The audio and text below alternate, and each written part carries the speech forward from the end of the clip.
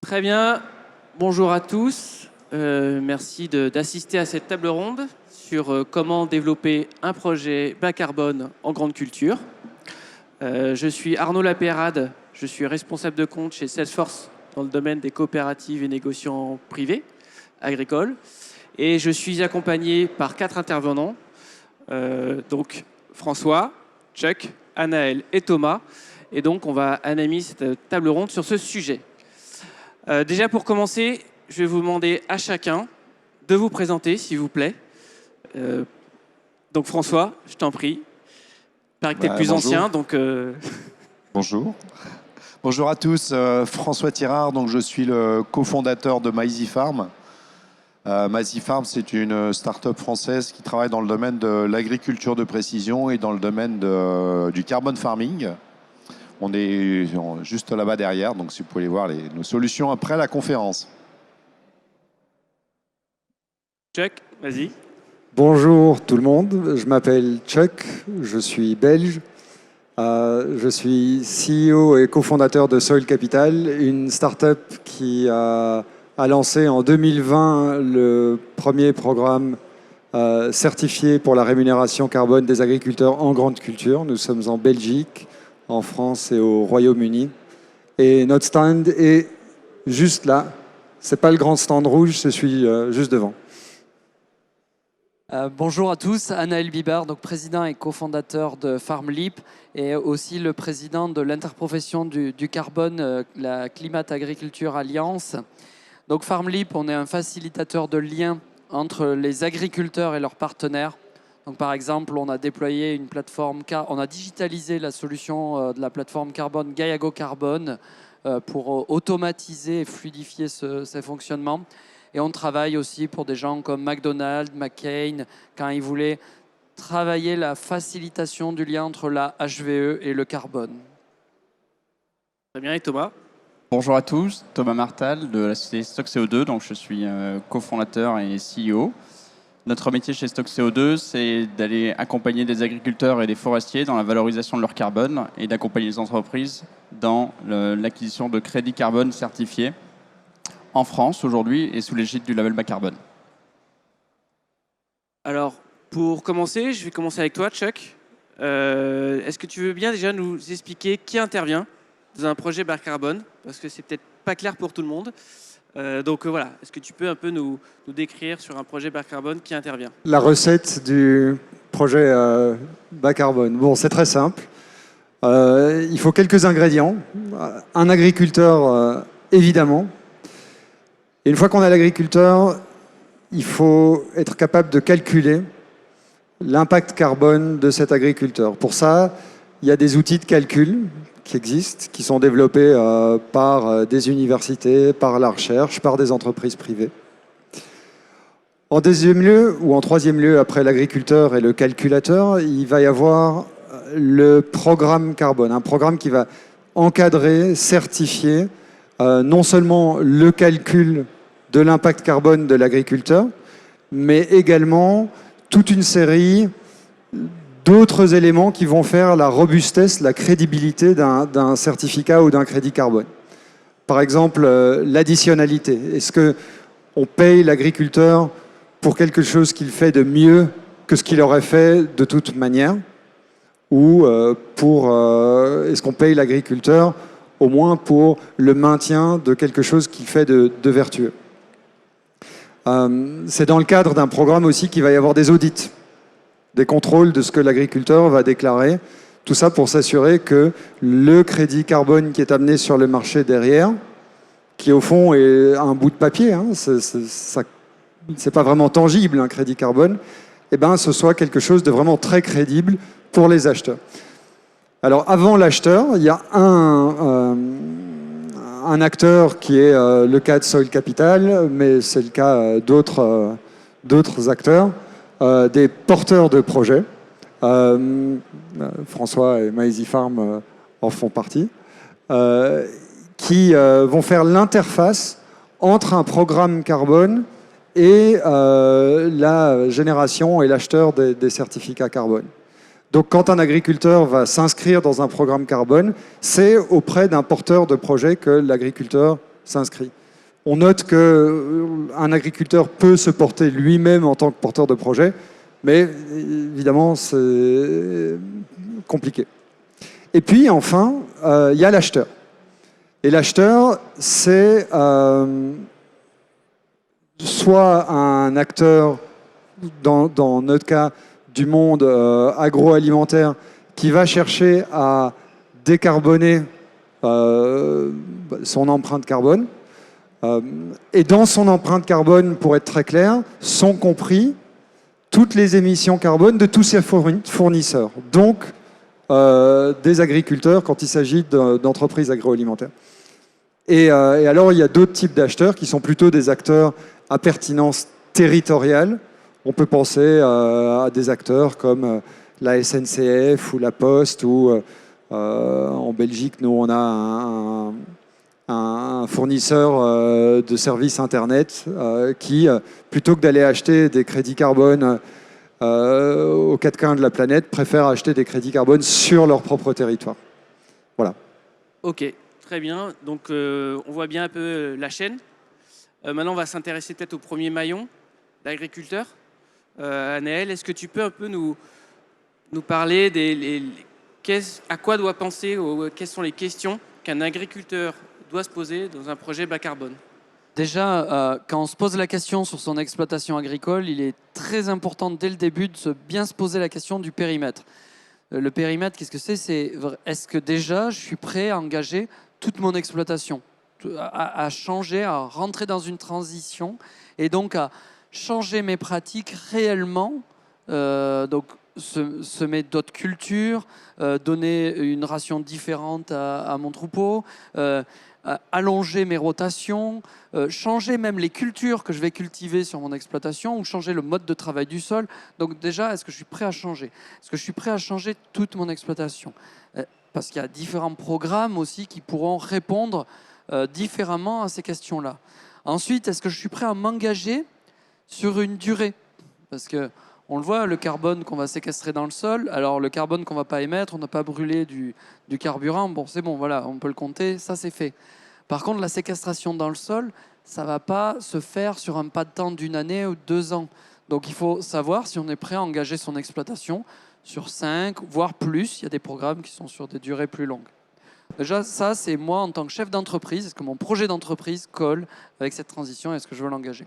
Ensuite, s'il pense sa rentabilité de son projet uniquement avec le crédit carbone, il se dit ok, je fais un ROI, un retour sur investissement, boum, je vais gagner X euros, 0,7 tonnes, 0,8 tonnes, 1 tonne, 2 tonnes de carbone, elle est à X euros la tonne, et je dois investir beaucoup plus. Si on ne raisonne que sur une pratique comptable en disant tout le reste étant égal par ailleurs, je ne pense qu'à l'investissement moins ce que je touche, on loupe beaucoup des sujets. L'éco-bénéfice, ça va être notamment 1 point de taux de matière organique dans les sols. Les éleveurs le savent bien, quand ils reprennent un sol d'un céréalier et qu'ils cultivent les 2 champs et qu'ils reprennent un champ de céréalier, le blé au printemps, sur un printemps très sec, il est vert. Pourquoi? Parce que 2 points de taux de matière organique, c'est 3 tours d'eau, 2 à 3 tours d'eau selon combien on met un tour d'eau. Et pile au moment où on en a le plus besoin. Donc ça, c'est co-bénéfice, lutte contre l'impact du réchauffement climatique sur mon exploitation, c'est aussi un co-bénéfice, la résilience. Donc il faut l'intégrer dans son calcul et dans son projet humain, et aussi voir, pourquoi pas, quand on a besoin d'attirer des salariés, dire j'ai une ferme bas carbone, j'ai besoin de recruter. Tout de suite, c'est quand même un peu plus sexy pour attirer des collaborateurs que voilà, j'ai besoin d'un gars pour conduire le tracteur. Et enfin, il y a qui peut m'accompagner. La dernière question à poser, est-ce que déjà je suis prêt à être conseillé, à être accompagné? Parce qu'on ne sait pas tout, vu que justement on doit faire une transition. Donc si on n'est pas prêt à écouter des conseils, ça va être compliqué. Et une fois qu'on sait qu'on est prêt à écouter les conseils, c'est qui peut le faire. Et là, on peut chercher, il y a déjà, on en voit autour de la table des gens dont c'est le métier d'accompagner. Il y en a aussi d'autres, il y a des coopératives, il y a des acteurs spécialisés, des cabinets de conseil. Donc après, aller creuser, aller chercher avec qui on se sent à l'aise aussi pour être accompagné, avec qui on sent que ça va passer et qu'on pourra écouter leurs conseils. Alors, très belle transition. Du coup, je me tourne vers François. Ces partenaires qui peuvent accompagner les agriculteurs, Est-ce qu'ils sont prêts? À quoi doivent-ils penser? Voilà. Quel est ton avis là-dessus et comment ils peuvent accompagner les agriculteurs? Chuck a déjà cité plus ou moins les différents acteurs dans la chaîne d'un projet. Ce qu'il faut bien comprendre, c'est que l'agriculteur, je ne sais pas s'il y a beaucoup d'agriculteurs dans la salle aujourd'hui ou s'il y a beaucoup de conseillers agricoles de coopératives, mais la première chose qu'on a à faire, c'est un effort d'éducation de l'ensemble de la chaîne, pas juste des agriculteurs, mais l'ensemble des acteurs d'un projet pour savoir ce que c'est qu'un projet bas carbone, quels sont les leviers qui peuvent impacter le stockage supplémentaire ou la réduction des émissions. Donc il y a un gros effort d'éducation sur l'ensemble du projet. Et donc au-delà même des acteurs que Chuck citait, on voit souvent apparaître des cabinets stratégiques sur le bilan carbone qui vont bien sûr pas intervenir au niveau de l'agriculteur, mais qui vont intervenir auprès des coopératives qui doivent faire leur bilan carbone, auprès des groupes agroalimentaires qui doivent faire leur bilan carbone, et pas juste sur le scope 1, scope 2, c'est-à-dire les émissions internes, mais également sur le scope 3. Et donc, toutes ces organisations, pour mémoire d'ailleurs, à partir du 1er janvier 2023, doivent intégrer le scope 3 dans leur bilan carbone. Et donc, ça a un impact important parce que les groupes agroalimentaires, si vous avez suivi les communications des uns et des autres, Nestlé a dit par exemple 2/3 des émissions du groupe Nestlé sont à l'extérieur de Nestlé, ne sont pas dans leurs usines ou dans le transport, mais dans la production des ingrédients qui servent à faire les petits gâteaux, le lait, le sucre, etc. que vous consommez. Et donc, pour qu'une société comme Nestlé puisse réduire de 50% leurs émissions CO2 d'ici à 2030. 2030, c'est dans 7 ans, c'est-à-dire dans 7 campagnes, si on reste au niveau européen.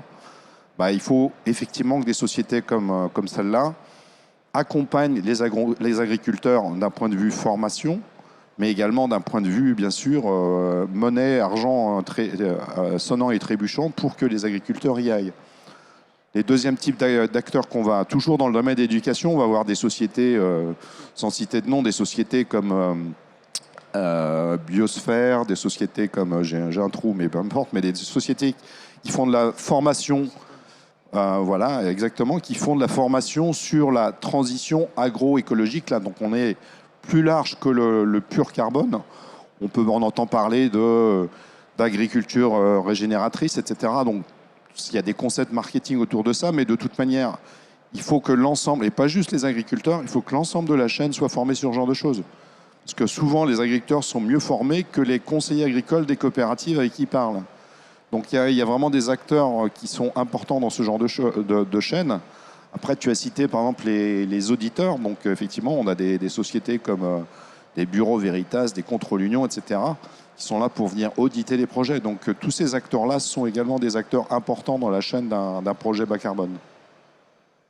Ok, donc on a parlé de l'agriculteur, on a parlé des partenaires.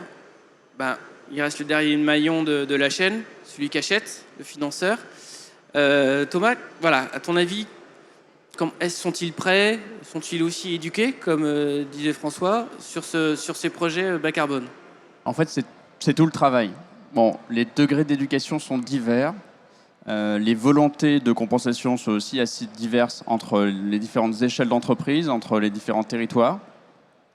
Ce qui est très important, et c'est ce qu'a dit Chuck, c'est qu'un crédit carbone, au fond, c'est un bout de papier, ou plutôt, je dirais que c'est un contrat qui mélange de l'environnement, du sociétal et de l'économie entre une personne qui achète et un agriculteur qui fait.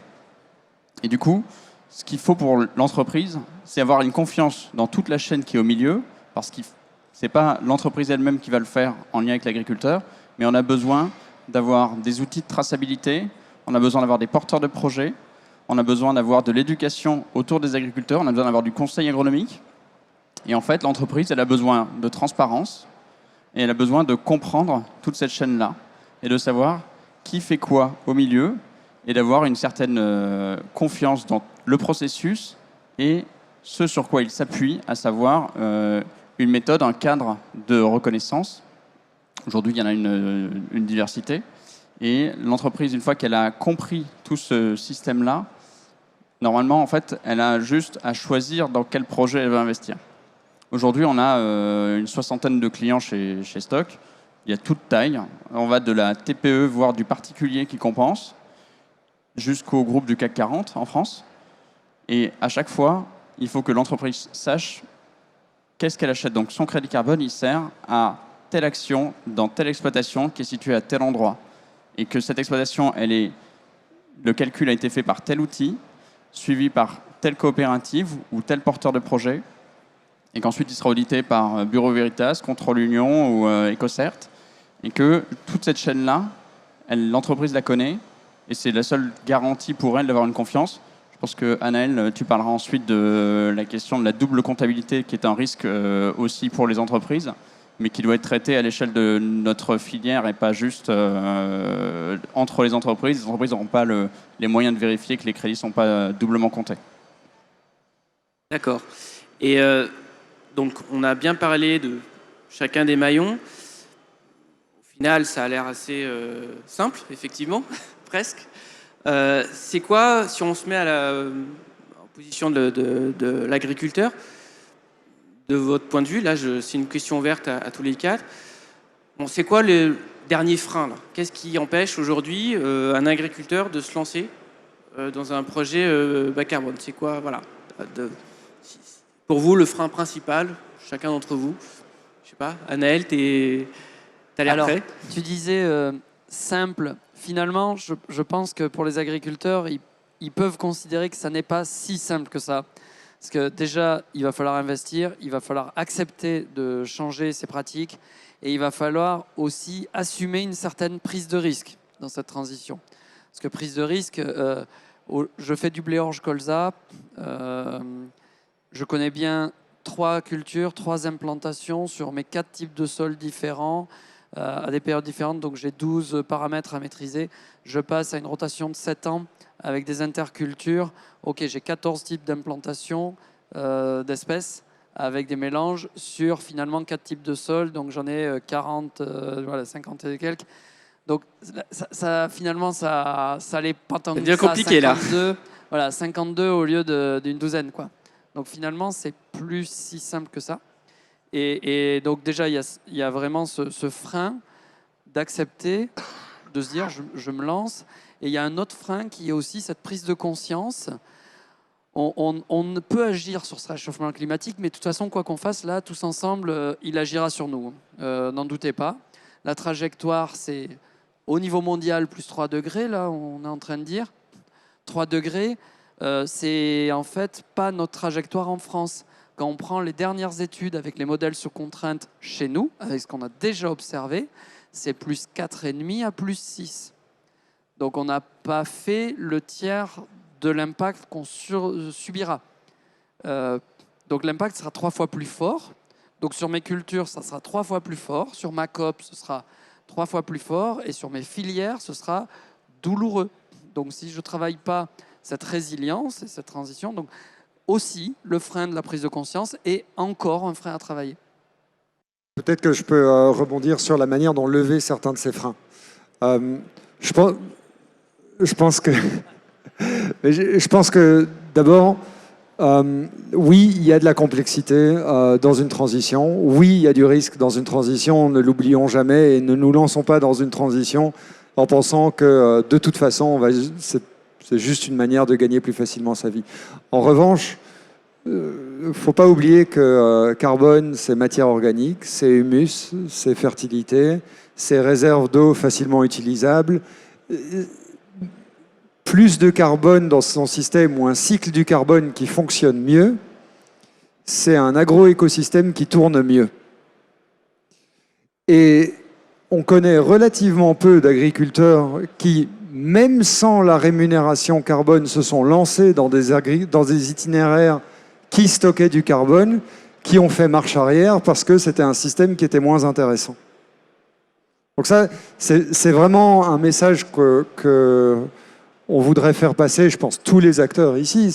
L'essayer, c'est l'adopter, quoi. Ouais, et à la rigueur, la rémunération carbone, c'est une bonne raison pour un agriculteur de venir vers des nouvelles pratiques. Mais l'expérience de ces pratiques, c'est une bien meilleure raison pour l'agriculteur d'y rester. Et alors se pose dans cette question-là, enfin dans ce sujet-là, la question de la transition ou du financement de la transition. Parce que on peut envisager les paiements carbone de deux manières. Soit on vous dit c'est un financement de la transition et donc on ne va vous payer qu'un certain temps. Soit on vous dit ben non, en fait vous êtes en train d'apporter une solution qui a une valeur pour la société indépendamment du moment de votre transition. Et à ce titre-là, l'agriculteur devrait être rémunéré tant qu'il stocke et maintient son stock de carbone dans les sols. Ça, c'est un premier sujet. Et le deuxième frein sur lequel je voulais rebondir, dont nous, on a fait l'expérience sur ces 2 dernières années, c'est la question de la simplicité. Tu as été très gentil de dire que c'était simple, le sujet carbone, mais je peux t'assurer que quand on l'explique à des agriculteurs, il y a des questions très pertinentes qui viennent et c'est parfois très compliqué. Et donc, l'objectif ici, c'est non seulement le crédit carbone doit être solide pour l'acheteur, mais il doit être pratique et facile pour l'agriculteur. Et donc, je pense que tout l'enjeu d'entreprises comme les nôtres, c'est de rendre cette solution, l'accès au marché de la rémunération carbone aussi simple que possible. Je peux rebondir là-dessus, hein, puisque en plus, on a une solution qui s'appelle My Easy Carbon. Donc, on essaye de le rendre le plus simple possible. Et c'est le cas, mais malgré ça, l'outil est quand même pas si simple que ça. Pour travailler sur la méthode label bas carbone, par exemple, on utilise beaucoup de données, donc c'est pas si simple que ça. Donc, ça peut perdre l'agriculteur par rapport à ce genre de choses. Donc ça peut être un frein important pour les agriculteurs, ce genre de choses. Donc je suis tout à fait dans la direction de Chuck par rapport à ce genre de choses. Par contre, on voit qu'il y a un gros intérêt de la part des agriculteurs. Pour vous donner un exemple, donc on a développé ensuite un outil simplifié qui permet à un agriculteur tout seul de faire son diagnostic carbone simplifié. On pensait qu'il y allait y avoir 50 agriculteurs qui a utilisé. On a plusieurs milliers aujourd'hui qui ont été remplir leur diagnostic, chercher à comprendre quels sont les impacts des différents leviers, etc. Donc on voit qu'il y a un intérêt de la part des agriculteurs, mais effectivement, il ne faut pas que ça soit compliqué. Et le deuxième frein ensuite, c'est une question d'argent aussi. Parce qu'on parle de crédits carbone aujourd'hui à 30 €, qui sont plutôt des crédits carbone dans le domaine de l'élevage. Quand on parle de grandes cultures, par exemple, aujourd'hui, en moyenne, les agriculteurs à 30 €, ils n'y vont pas. Parce qu'aujourd'hui, ça ne paye pas le coût de transfert ou le coût de mise en place de nouvelles pratiques. Donc, en gros, le prix du crédit carbone qui permet à l'agriculteur de se dire « je vais y aller », il n'est pas 30 €, il est plus élevé que ça. Donc ça, c'est un frein important. Et pouvoir tester ce message-là auprès de beaucoup d'agriculteurs et de coopératives, on voit bien que c'est plutôt 50, 60, 70, 80 € en fait. Et on est quand même dans un marché de demande de carbone aujourd'hui. On n'est pas. Il faut bien comprendre que si on veut faire, au-delà de l'agriculture, les réductions d'émissions CO2 telles qu'on s'y engage en toute théorie à le faire, et on en parle en ce moment en Égypte, il y a beaucoup de sociétés qui vont bien sûr essayer de réduire en interne leurs émissions, mais ils ne pourront pas réduire l'ensemble de leurs émissions. Donc ils seront obligés d'acheter des crédits carbone résiduels pour compenser leurs émissions résiduelles. Et il y a beaucoup de sociétés qui cherchent à les acheter plutôt en local que plutôt au fin fond de l'Indonésie, même si un crédit carbone en Indonésie, ça vaut 5, 10, 15 $. On voit une grosse tendance maintenant à dire je veux pouvoir travailler beaucoup plus en local, au moins au niveau européen, pour pouvoir compenser mes émissions beaucoup plus localement. Donc un des freins, c'est quand même le prix, l'augmentation de la tonne de crédit carbone dans les mois et dans les années qui vont venir. Et alors du coup, si on se met de l'autre côté de la chaîne, sur les financeurs, c'est quoi le frein les freins potentiels côté financeur, Thomas? Aujourd'hui, les entreprises prennent conscience, François l'a dit, de l'intérêt d'aller reconnecter leurs parties prenantes avec leur compensation carbone. Jusqu'à présent, les entreprises qui compensaient le faisaient beaucoup sur un mécanisme entre guillemets nord-sud, donc financement des entreprises européennes sur des projets à le bout de la terre. Elles sont de plus en plus risque averses sur la partie RSE, donc toute la branche risque d'image prend conscience de la nécessité d'investir sur des projets qui fassent sens avec l'activité d'entreprise, qui fassent sens avec ses implantations géographiques. Et donc, elles vont aller rechercher des projets, quitte à payer effectivement 2, 3, 5 fois plus cher en France, toujours peut-être pas assez cher, mais pour le coup, je pense que c'est quelque chose qui va tendre à évoluer assez fortement dans les 5-10 prochaines années, on en reparlera peut-être.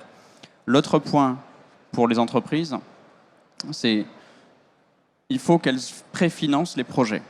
Il ne faut pas que ce soit à l'agriculteur d'être la banque, de faire la trésorerie des crédits carbone qu'il peut générer. Donc il faut qu'on arrive à apporter le financement le plus tôt possible pour pouvoir déclencher les projets. Et pour ça, on a un enjeu risque. En fait, il faut qu'on dérisque l'agriculteur dans sa transition. Parce que tout ce qui est transition agricole, c'est quelque chose qui donne des revenus complémentaires ou réduit les risques pour l'agriculteur à moyen-long terme. Ce qu'il faut traiter, c'est cette phase un peu critique des 5 premières années, on va dire 3, 5, 10 premières années sur un projet. Et il faut travailler du coup avec des acteurs dans les filières, et des gens qui sont en mesure de prendre des risques, dont c'est le métier. Et je pense notamment aux assureurs. On a travaillé sur, nous, la branche forêt, la création de produits d'assurance spécifiques pour protéger les propriétaires forestiers face à un risque et ne pas avoir à rembourser des crédits carbone, parce que l'entreprise, elle veut des crédits carbone. Et donc, on prend en compte ce risque-là et on cherche à dérisquer aussi les agriculteurs, parce que c'est un des points qui est aujourd'hui un frein. L'agriculteur, il veut savoir, quand on discute avec lui sur un contrat, qu'est-ce qui arrive si j'y arrive pas. S'il n'y arrive pas, il faut que demain, il y ait une solution, que ce soit une assurance, pour ne pas avoir la double peine de ne pas avoir réussi et d'avoir à rembourser. Au final, du coup, le prix, c'est pas un problème. Presque. Alors moi, on pourrait augmenter le prix. Ça fait partie des problèmes pour l'engagement des agriculteurs, mais au même titre, à mon sens, que le risque pour l'agriculteur de ne pas atteindre des objectifs parce qu'il n'a pas de visibilité. Cette transition, il ne l'a jamais faite. Donc évidemment, avant de faire le premier pas, on se pose des questions, heureusement. pour rebondir sur le prix, aujourd'hui, un acheteur de crédit carbone, il est prêt à payer plus cher son bout de papier s'il y a une vraie réalité derrière le bout de papier.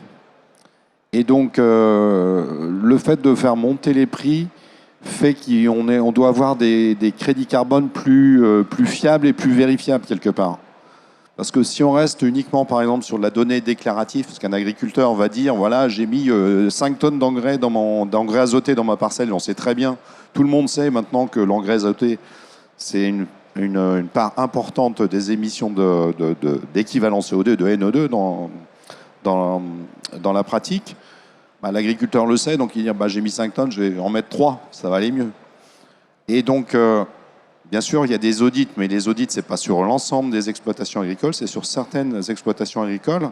Et donc, quand on va voir un acheteur, le fait de pouvoir lui dire « je peux te prouver que ce n'est pas 3 tonnes, mais c'est 4,9 parce que j'utilise des données numériques, par exemple de l'épandeur d'engrais, où le satellite est capable de me dire qu'il y a véritablement eu un couvert intermédiaire parce que le satellite est capable de voir ce genre de choses », ça fiabilise les crédits carbone et ça donne plus de valeur et ça donne plus envie à un acheteur d'acheter ses crédits carbone plutôt que juste une déclaration sur un coin de table. Donc ça, c'est un point super important pour le prix, pour la fiabilisation par rapport aux acheteurs. Il y a vraiment une notion de qualité du crédit carbone, en fait.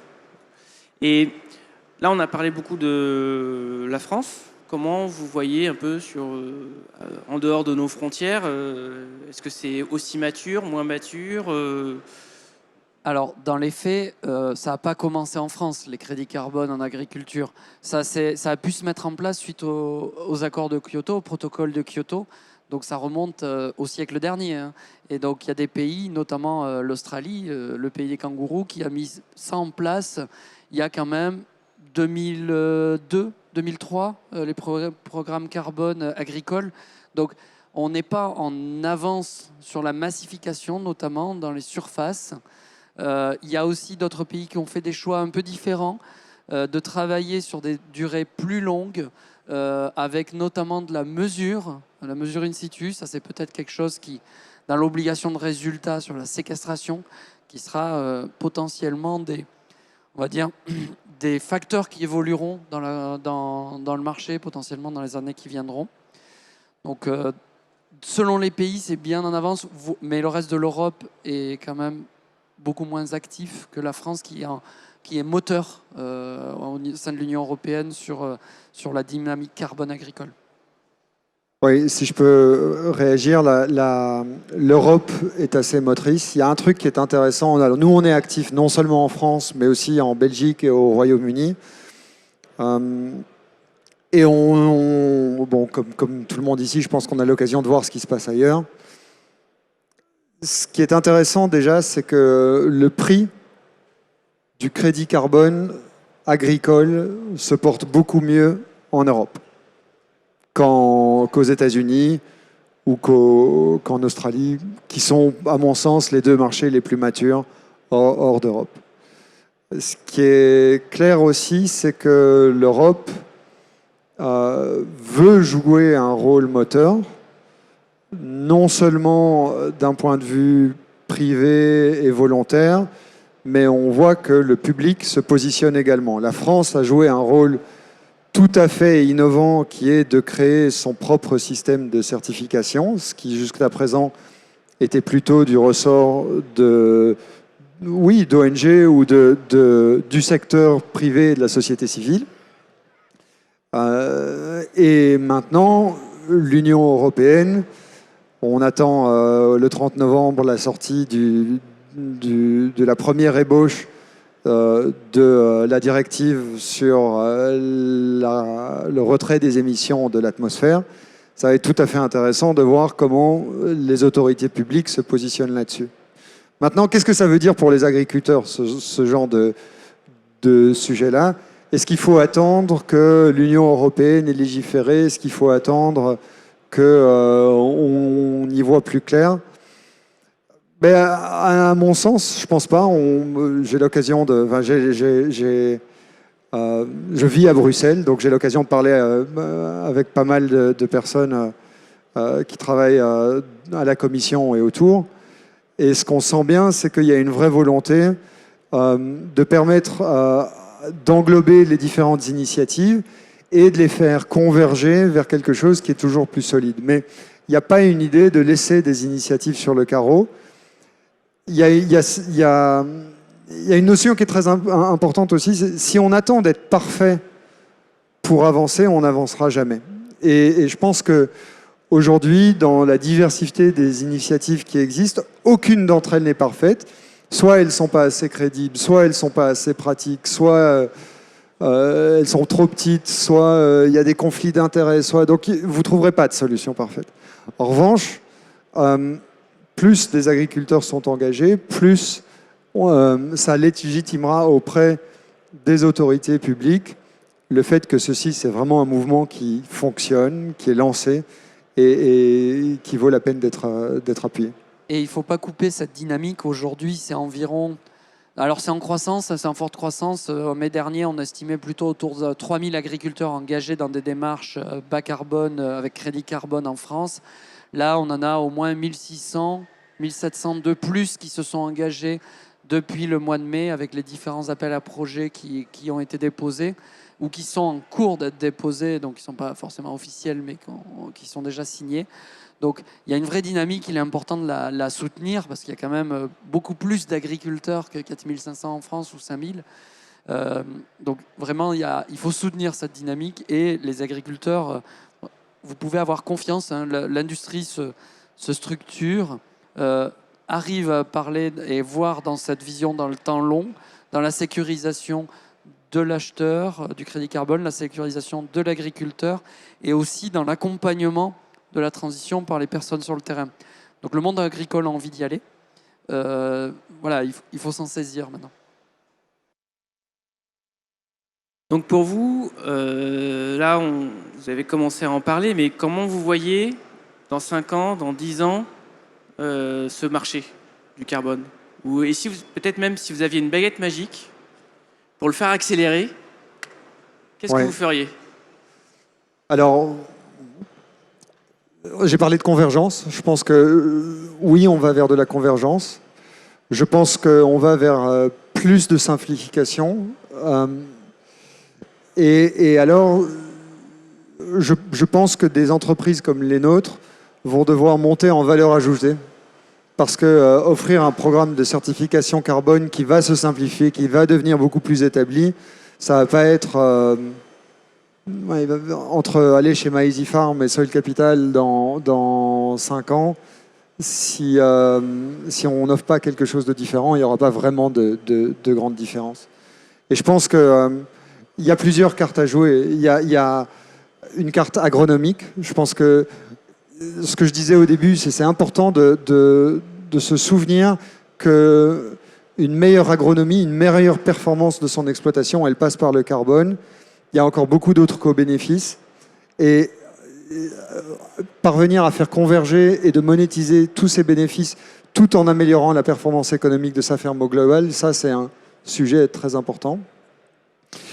Et alors, Thomas en a un petit peu parlé, je pense qu'autour de l'économie du carbone, il n'y a pas que les crédits carbone, il y a des produits d'assurance, il y a la valeur du foncier, il y a la valeur d'une relation avec son banquier, il y a un sujet de souveraineté alimentaire et tout ça va arriver en supplément d'un sujet très fondamental qui est le carbone dans l'atmosphère, c'est pas bon, dans les sols, c'est bon, et la seule personne qui peut changer ça, c'est l'agriculteur. Très bien. Tu veux compléter? Dans 5 ans, moi, je vois quand même, 5 à 10 ans, parce qu'on n'a pas une boule de cristal parfaite encore. Donc, on voit il y a des signaux faibles qui montrent qu'il y a peut-être quelque chose qui va arriver, notamment du côté de la mesure, de la preuve sur la séquestration. Donc, aujourd'hui, on est sur de la modélisation, potentiellement, soit des méthodes mixtes, soit des méthodes basées sur la mesure. Il y a un vrai sujet à ce niveau. Donc, notamment sur la connaissance des sols.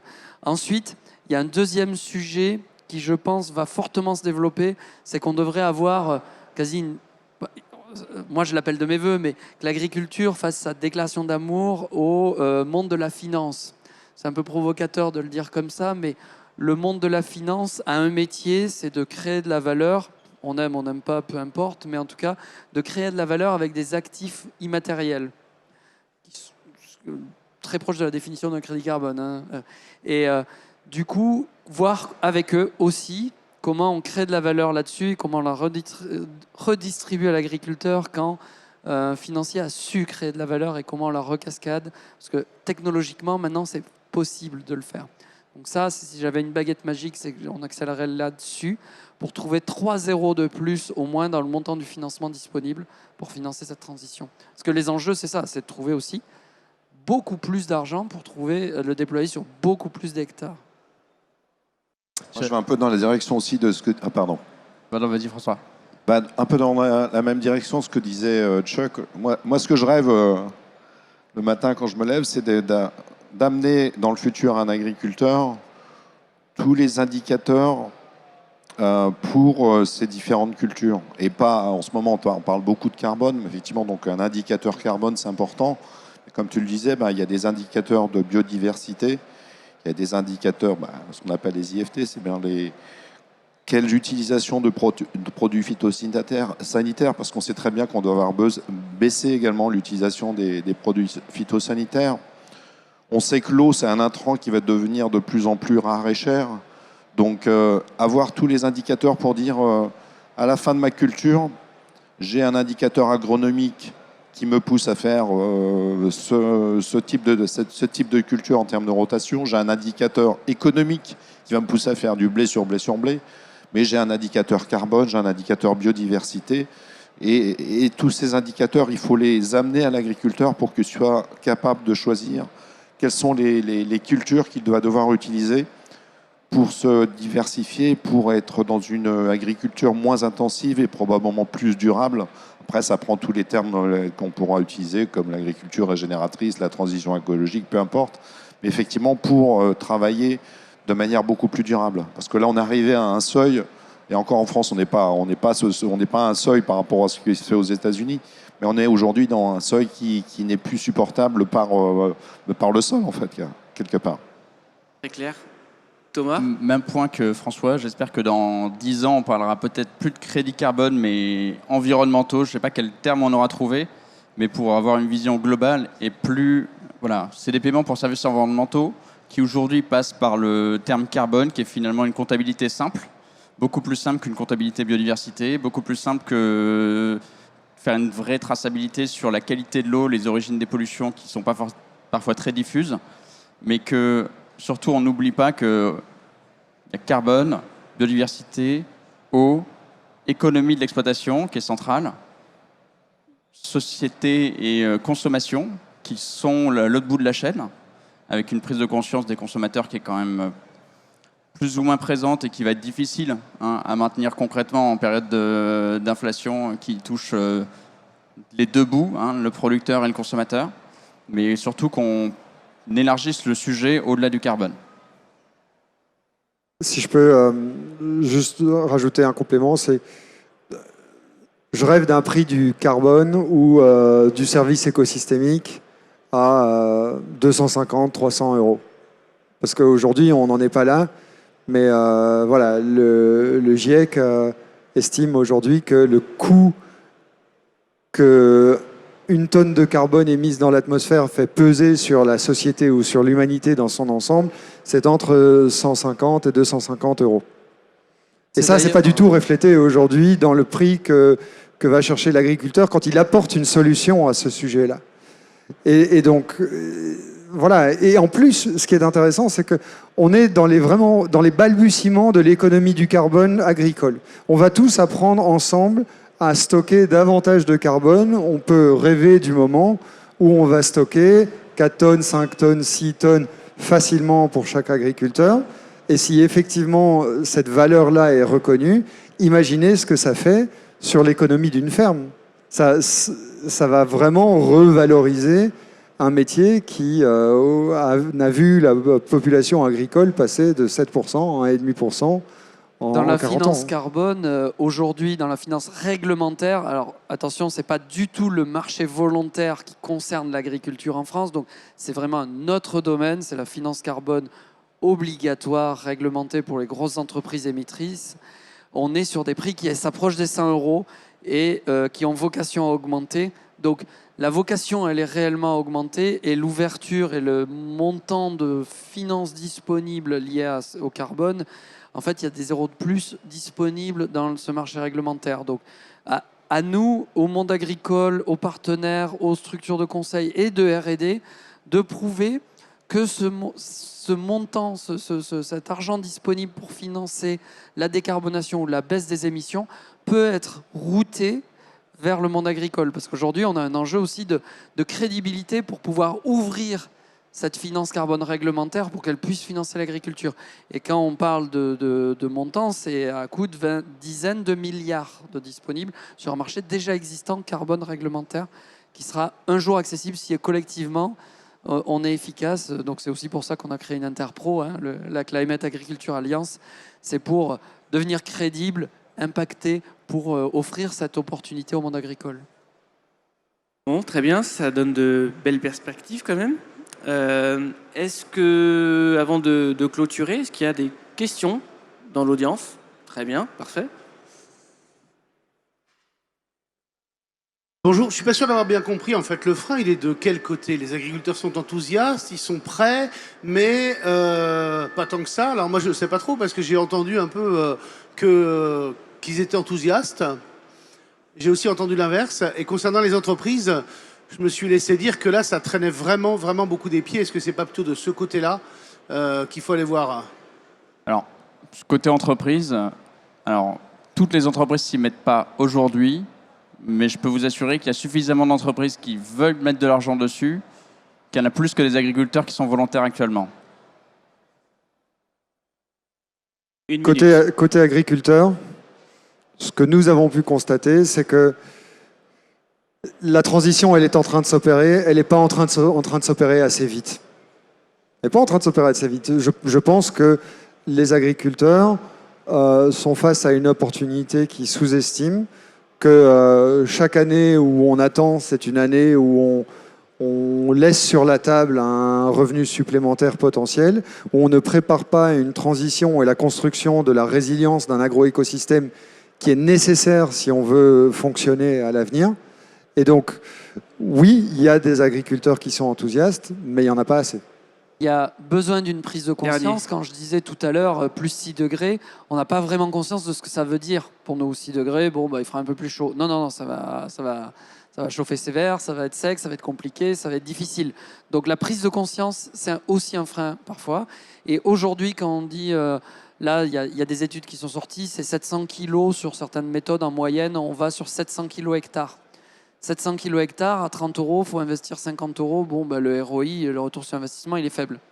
Donc si on le raisonne que retour sur investissement, je me dis, bah, j'investis 50, j'en touche même pas 25. Bon, bah, c'est bon, sans moi, quoi. Très bien. On doit clôturer. Ils sont disponibles sur leur stand. Donc si vous voulez poursuivre la conversation, je pense qu'ils seront ravis d'échanger avec vous. Et sur les réseaux sociaux, pour ceux qui verront la rediffusion, on est interpellable aussi. Merci. Merci. Au revoir. Merci.